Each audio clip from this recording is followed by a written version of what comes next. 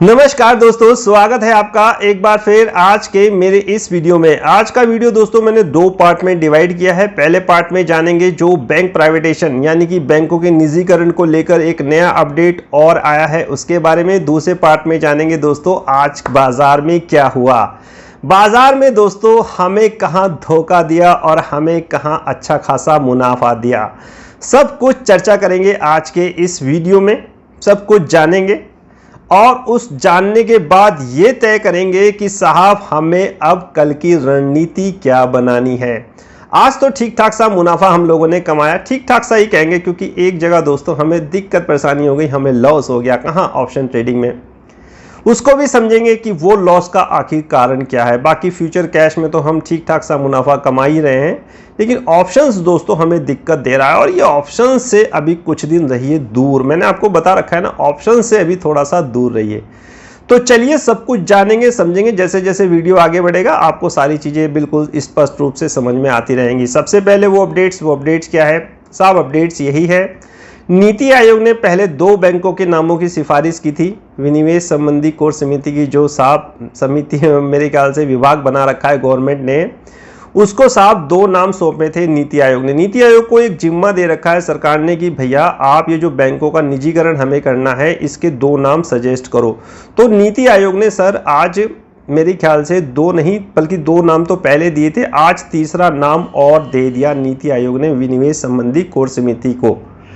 ये विनिवेश संबंधी कोर समिति क्या है, ये किस तरह काम करती है, सीसीडी, मैंने इसकी सारी चीज विस्तृत विवरण इसके बारे में बहुत कुछ दोस्तों पिछली वीडियो में बता रखा है, उस वीडियो को आप देख लीजिए। तो आज नीति आयोग ने साहब सेंट्रल बैंक ऑफ इंडिया का नाम दे दिया, सेंट्रल बैंक ऑफ इंडिया का। अब दोस्तों ये बैंकों की संख्या हो गई है 3, पहले ये 2 थे, अब साहब हो गए हैं 3।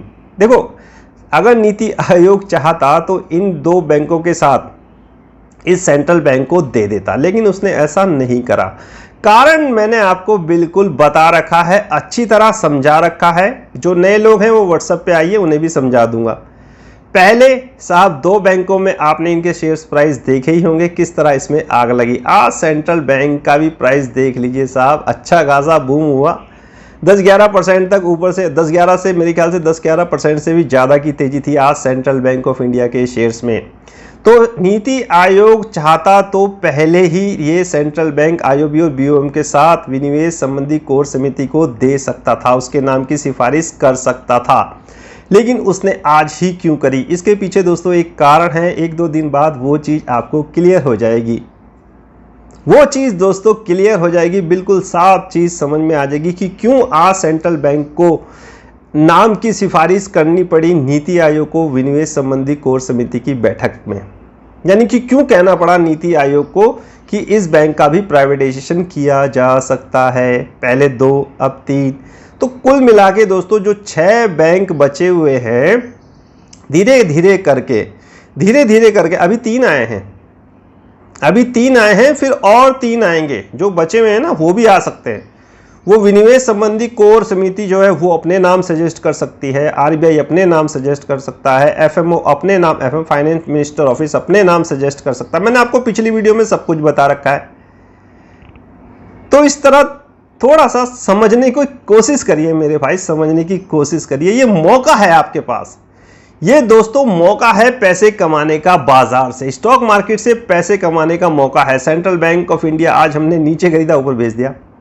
अपना काम करके निकल जाओ, सिर्फ फोकस करो दो बैंक पे फोकस करो लॉन्ग टर्म के लिए, जिनके प्राइवेटेशन की सबसे ज्यादा उम्मीद है। उस कारण मैंने आपको पिछली वीडियो में सब कुछ बता रखा है, बिल्कुल स्पष्ट रूप से बता रखा है। बीओएम, बैंक ऑफ महाराष्ट्र और पंजाब एंड सिंध बैंक, जिनकी ब्रांचेस कम है, जिसका ऑल ओवर इंडिया में एक्सपोजर कम है। सारे पॉइंट पकड़ने पड़ते हैं, एक एक पॉइंट को चेक करना पड़ता है कि क्या स्टेटमेंट निकल के आ रहा है, उसमें से क्या लाइन आ रही है।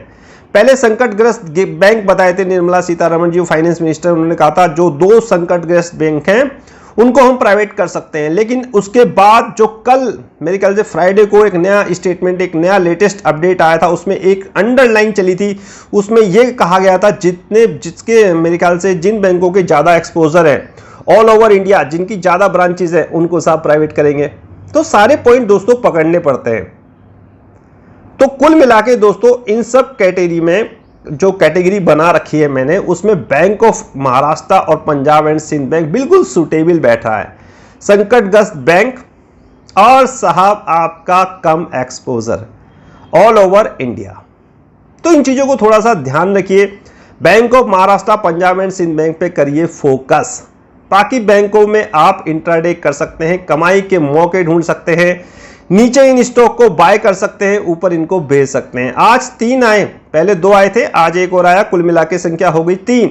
अब 3 बचे हैं, कुछ दिन बाद 3 और बैंक आ सकते हैं। वो एफएमओ, फाइनेंस मिनिस्टर ऑफिस, विनिवेश संबंधी की कोर समिति बैठक या आरबीआई अपने नामों की सिफारिश कर सकता है। तो ये नए नए अपडेट्स आते रहेंगे, कुछ दिन ये प्रक्रिया चलती रहेगी और साहब इसका असर शेयर मार्केट पे पड़ता रहेगा। आपको मौका है, आपके पास मौका है पैसे कमाने का। ज़्यादा चीज़ आप जानिए मेरे साथ व्हाट्सएप पे जुड़ के, वहाँ में विस्तृत विवरण क्यों सेंट्रल बैंक का नाम आज नीति आयोग ने सिफारिश किया, ये सारी चीज़ें दोस्तों मैं हिंट के द्वारा आपको बताने की कोशिश करूँगा, समझाने की कोशिश करूँगा। कारण क्या है, बाकी 1-2 दिन बाद आप खुद ही समझ जाओगे, बाकी चीज़ मेरे से आप ज़्यादा मैं बोल नहीं सकता, लेकिन 2-3 दिन बाद आप खुद ही इसको समझ जाओगे कि क्यों नीति आयोग ने आज सिफारिश की सेंट्रल बैंक ऑफ इंडिया की और क्यों इसके स्टॉक प्राइस में लग गई आग, क्यों ये भाग गया।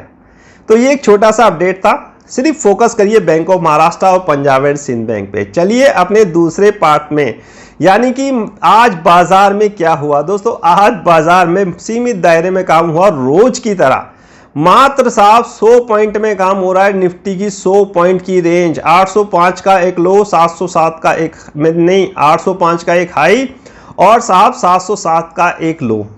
देखिए आप अब इस 100 पॉइंट में ऑप्शन में कहाँ है कमाई के मौके।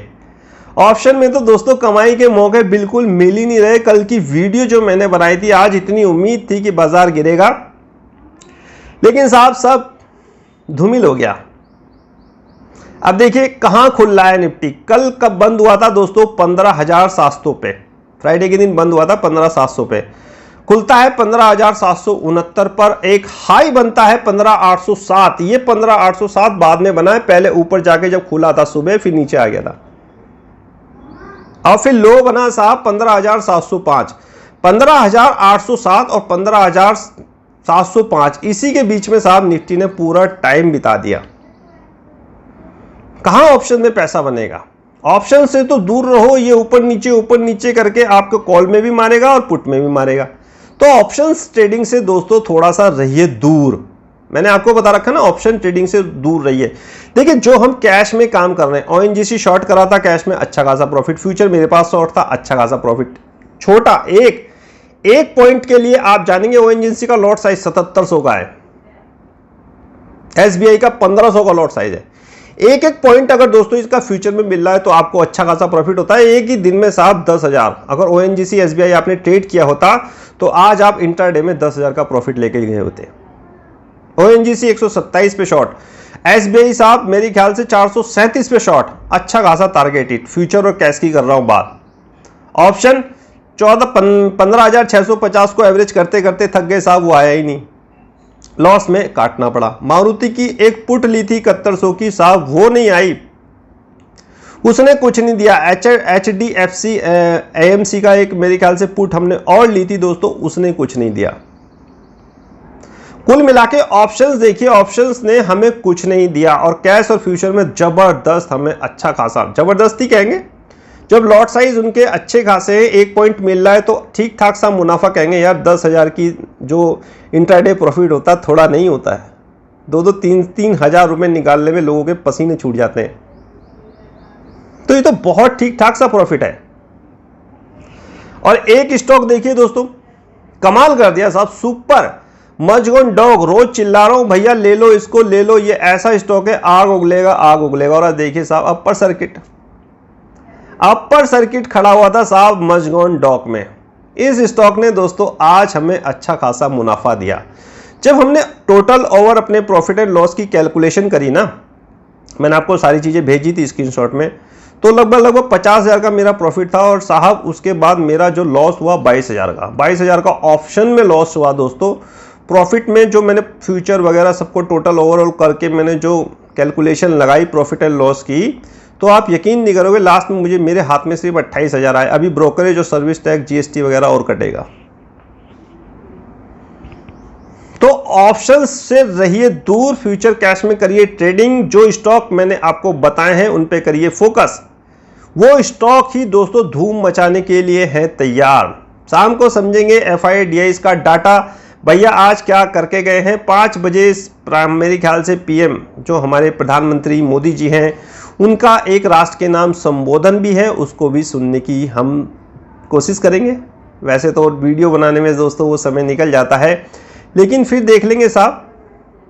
अब तो आजकल सोशल मीडिया का इतना साधन है, कहीं ना कहीं से कोई ना कोई क्लिप आई जाती है। देखते हैं वो क्या कहते हैं और किस विषय में वो बोलते हैं।